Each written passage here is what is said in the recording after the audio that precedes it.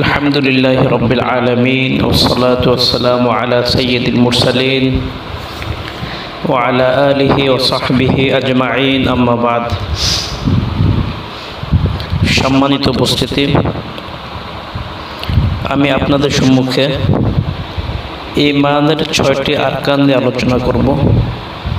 ওমা তাওফীক ইল্লা বিল্লাহ। ঈমানের 6টি আরকান ঈমানের সবচেয়ে গুরুত্বপূর্ণ বিষয়। এই 6টি আরকানের কোনো একটি রুকন যদি কারোর মধ্যে না থাকে, তাহলে তার ঈমান হিসাবে সাব্যস্ত হবে না, সে মুমিন থাকবে না। এই জন্য এই 6টি বিষয় খুব ভালোভাবে আমাদেরকে জানতে হবে, বুঝতে হবে এবং বিশ্বাস করতে হবে।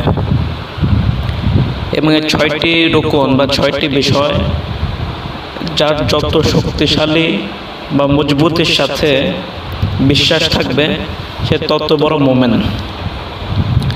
আর এই 6টি বিষয় যদি কারো দুর্বল বিশ্বাস থাকে বা সংশয়ের সাথে বিশ্বাস থাকে, তাহলে তার ঈমান নেই বললেই চলবে। কারণ ঈমান বলা হয় বিশ্বাসকে। বিশ্বাসের সাথে সংশয় থাকলে ওই বিশ্বাসকে ঈমান বলা হয় না। যাই হোক, ঈমানের আরকান 6টি। 1, আল্লাহর উপর ঈমান আনা। 2, ফেরেশতাগণের উপর ঈমান আনা। 3, নবী রাসূলগণের উপর ঈমান আনা। 4, আসমানি কিতাবসমূহের উপর ঈমান আনা। 5, আখিরাতের উপর ঈমান আনা। 6, তাকদীরের উপর ঈমান আনা। 1, আল্লাহর উপর ঈমান আনা। 2, ফেরেশতাগণের উপর ঈমান আনা। 3, নবী রাসূলগণের উপর ঈমান আনা। 4, আসমানি কিতাবসমূহের উপর ঈমান আনা। 5, আখিরাতের উপর ঈমান আনা। 6, তাকদীরের উপর ঈমান আনা। আল্লাহর উপর ঈমান আনা, আল্লাহর প্রতি বিশ্বাস স্থাপন করা। ঈমানের রুকনসমূহের মাঝে সবচেয়ে গুরুত্বপূর্ণ রুকন হলো আল্লাহর প্রতি ঈমান আনা। আল্লাহর উপর ঈমান আনার মূল কথা হলো, আল্লাহ ব্যতীত কোনো সত্য ইলাহ নেই। তিনি সৃষ্টিকর্তা, পালনকর্তা, রিজিকদাতা ও বিধানদাতা। কিন্তু বর্তমানে অধিকাংশ মুসলমান আল্লাহকে সৃষ্টিকর্তা ও পালনকর্তা হিসেবে বিশ্বাস করলেও আল্লাহকে বিধানদাতা এবং একক সার্বভৌম ক্ষমতার অধিকারী হিসেবে বিশ্বাস করে না। এই ধরনের বিশ্বাসের ফলে তাওহীদের আকীদা বিশ্বাসের সাথে শিরকি আকীদা বিশ্বাসের মিশ্রণ হয়ে যায়। এই জন্য উল্লেখিত শিরক মিশ্রিত ঈমান বা বিশ্বাস কোনো অবস্থাতেই গ্রহণযোগ্য নয়। কেননা আরবের কাফের মুশরিকরাও আল্লাহকে সৃষ্টিকর্তা, পালনকর্তা হিসাবে বিশ্বাস করত, কিন্তু তারা আল্লাহর সার্বভৌমত্ব তথা বিধানদাতা হিসাবে আল্লাহকে তারা বিশ্বাস করত না। এই বিশ্বলোকের রাজত্ব পরিচালনায় তার কোনো অংশীদার নেই। তিনি অগণিত সুন্দর নাম ও গুণাবলীর অধিকারী, আর এইসব গুণাবলীতে তার কোনো সমকক্ষ নেই। আল্লাহ সম্পর্কিত আরও অনেক আকীদা আছে। তাওহীদ রুবুবিয়্যাহ, তাওহীদ উলুহিয়্যাহ, তাওহীদুল আসমা ওয়াস সিফাত, এই সমস্ত বিষয় নিয়ে আমরা আলাদা কোনো বিষয় আলোচনা করব ইনশাআল্লাহ। তাওহীদুল আসমা ওয়াস সিফাত, তাওহীদ রুবুবিয়্যাহ, তাওহীদ উলুহিয়্যাহ, এই 3টে বিষয় নিয়ে আমরা সতরন্ত আলোচনা করব ইনশাআল্লাহ। 2 নম্বর বিষয়, ফেরেশতাগণের উপর ঈমান আনা, ফেরেশতাগণের প্রতি বিশ্বাস। ফেরেশতাদের প্রতি ঈমানের মূল কথা হলো, ফেরেশতাগণ আল্লাহর সৃষ্টি। তারা নূরের তৈরি, অদৃশ্য। মানুষের মতো তাদের কোনো প্রকার জৈবিক চাহিদা নেই। তারা আল্লাহ পাকের পক্ষ হতে সৃষ্টির যাবতীয় বিষয়সমূহ সুষ্ঠুভাবে পরিচালনার জন্য বিভিন্ন দায়িত্বে নিয়োজিত আছে।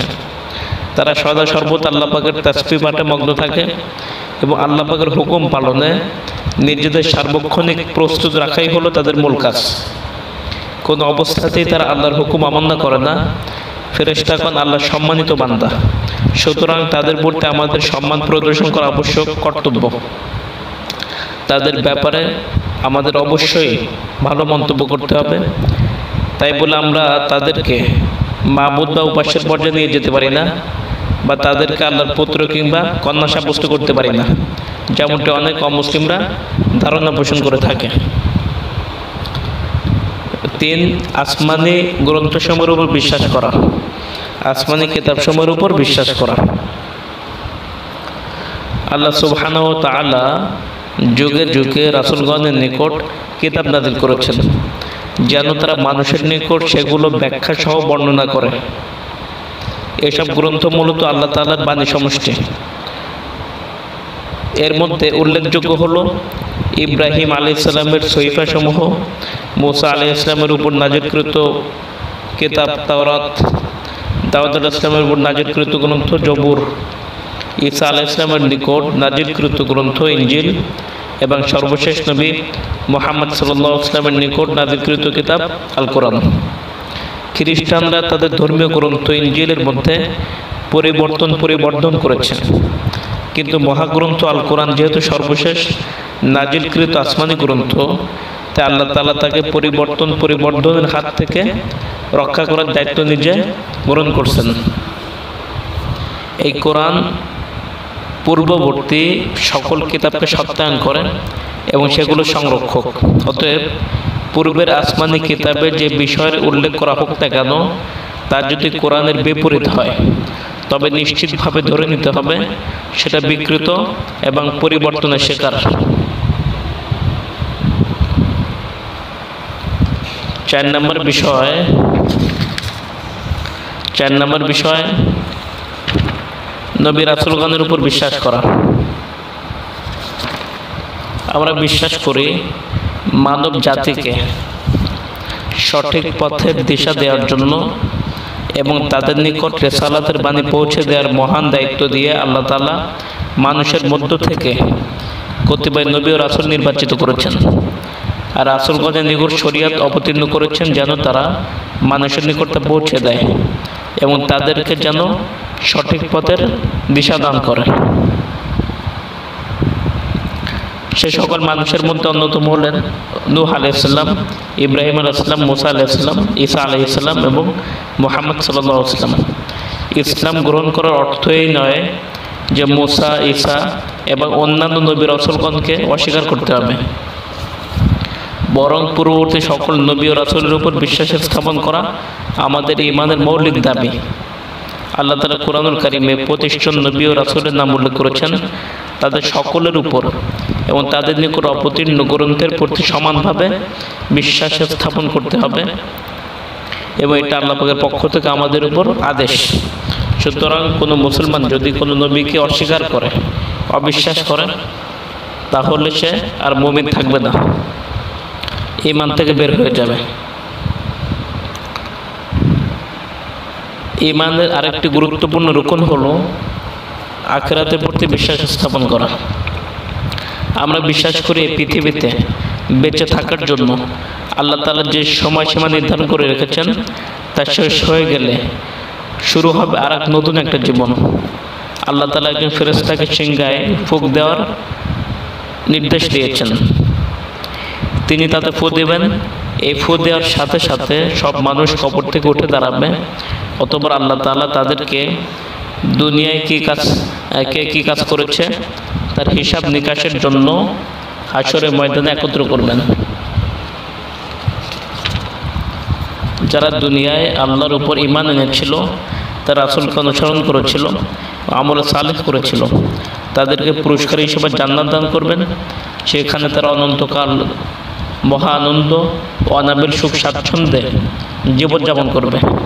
পক্ষান্তরে যারা আল্লাহ তাআলাকে বিশ্বাস করেনি, তার নবীর আদেশ নিষেধ মেনে চলেনি, আল্লাহ তাআলা প্রতিদান হিসাবে তাদেরকে জাহান্নামে নিক্ষেপ করবেন। সেখানে তারা অনন্তকাল ধরে নির্ধারণ কষ্ট, অবর্ণনীয় শাস্তি ভোগ করতে থাকবে। আল্লাহ তাআলা আমাদের হেফাজত দান করুন, আমিন। ঈমানের আরেকটি গুরুত্বপূর্ণ রুকন হলো ভাগ্যের ভালো মন্দের উপর বিশ্বাস করা, অর্থাৎ তাকদীরে বিশ্বাস করা। আমরা বিশ্বাস করি আল্লাহ তাআলার জ্ঞান এত সর্বময় ও ব্যাপক যে তা কোনো স্থান বা কালের সাথে সীমাবদ্ধ নয়। তার শক্তি, জ্ঞান এবং নির্দেশ সকল কালে ও সকল যুগে সমানভাবে পরিবেষ্টিত।